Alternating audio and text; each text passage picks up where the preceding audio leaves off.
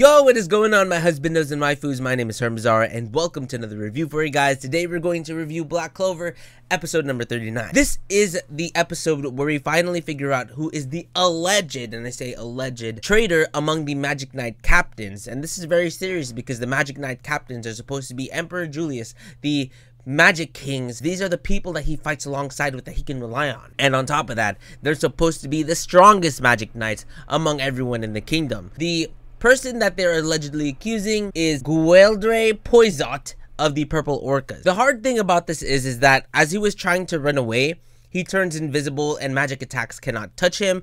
And I mean, there's a reason why he was chosen as the Magic Knight captain. But luckily, since Asta has a anti-magic sword and he can sense people despite if they're invisible or not with ki, he actually was his worst enemy at the end of the day. Now here's where I thought it was really fishy. At the very beginning, when they first accused him, he was like, that's impossible, how could I? But as you start backing up and start running away, and this is the same thing IRL, if you're going to run away, even though you did not do it, then there's obviously something fishy about the whole situation. As they were trying to make him tell the truth, there's I forgot who, the bowl cut guy, he was able to make him tell the truth. They figured out that he was one of the reasons why the barrier knights disappeared and why there was an infiltration within the Clover kingdom, and that actually makes a lot of sense why that happened. One thing that Julius pointed out after calling Yami and Asta to stay after everyone left is that there is probably one more traitor. This can't be it. There has to be someone else that's not revealing themselves. Also finally got to see some magic from Rill, where he seems to be a painter and he's able to paint things like somewhat like art and turn that person into a piece of work, I should say. It's actually really cool. He was able to trap the Purple Orca Magic Knight leader in like a pool of art, I should say. I don't know how to explain it, but it looked really cool.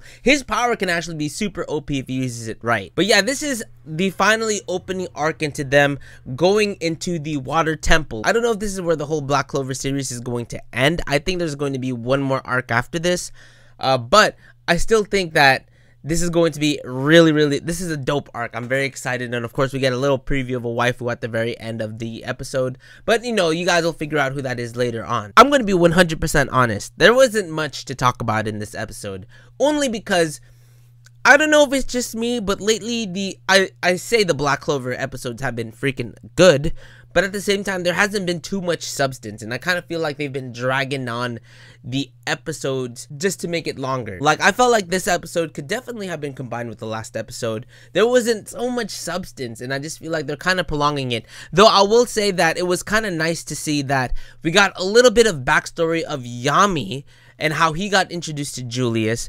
And we got a little bit of Asta. It used to be that people would make fun of him and didn't believe in him. So we got little flashbacks here and there. And that was one thing that I always faulted Black Clover with, is that every episode included a flashback. And it was the same flashback that we saw prior. This one was a little bit different because we haven't seen, of course, Asta's flashback in a while. And we got a little bit more backstory on Yami. And Yami being one of my favorite characters, I was like, oh yeah, for sure. Give me more of that. But at the same time, I still feel like they're really dragging on these episodes, and hopefully like it speeds up a little bit, but I understand why they drag it on. They're adding more material than the manga did. It's all good and dandy, but at the same time I kind of felt like this episode kind of dragged on, or this whole like figuring out who the alleged traitor was is being dragged on for a long time. But anyways, guys, that is my review. I realize that my hair is so puffy right here. But anyways, guys, that is my review for Black Clover. If you guys enjoyed, make sure you guys go ahead and drop a like for me, because that'll help me a lot. If you guys are going to Anime Expo, I'll see you guys there. I'll definitely be there. I'm actually leaving tomorrow. So anyways, guys, see you in the next one. Peace out.